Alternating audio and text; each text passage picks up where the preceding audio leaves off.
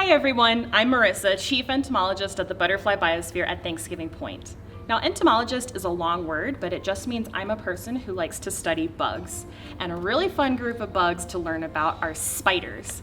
So today, for Antelope Island Spider Fest, I thought it would be fun to read a couple of books about spiders and then take a closer look at some live spiders so we can learn more about these amazing creatures.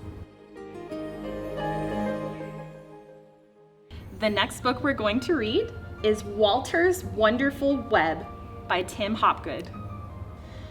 Walter wished he could spin a perfect web, just like his friends. But Walter's webs weren't perfect. They were wibbly-wobbly. And when the wind blows, wibbly-wobbly webs always blow away. But Walter was determined.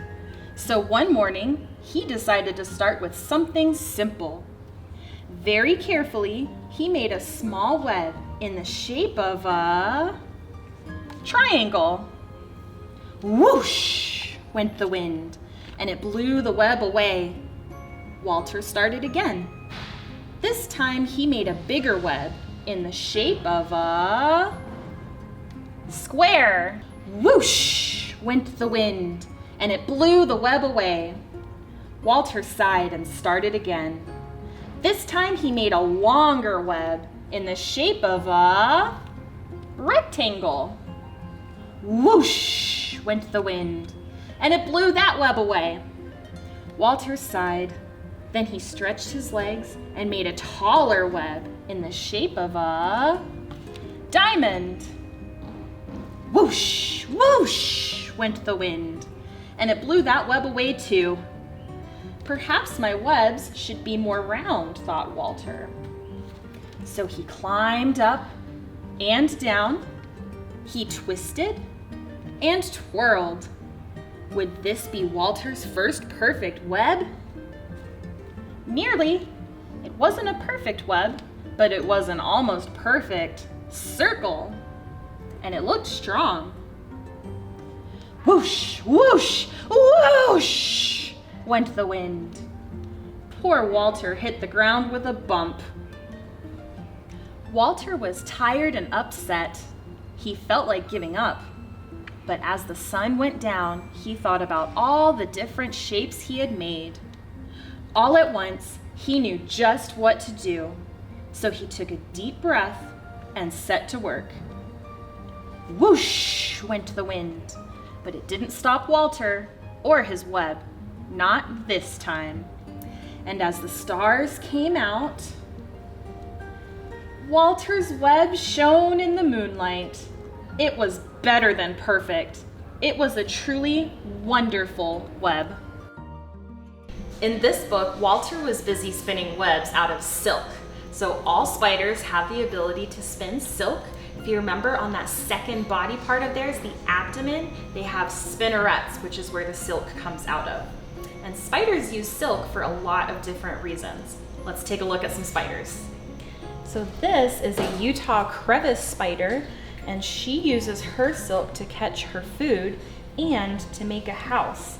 So she's safe, all tucked up inside of this web, and all these strands that stick out and touch the ground and expand away from her hole, they're very sticky and catch food for her.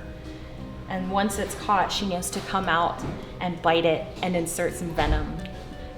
Our black widow spider also uses silk to catch her food. You can see she's got a big messy web throughout this whole enclosure.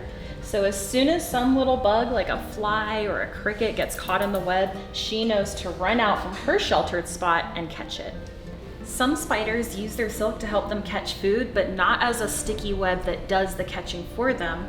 For tarantulas, the silk is a tool that helps them know where their food is.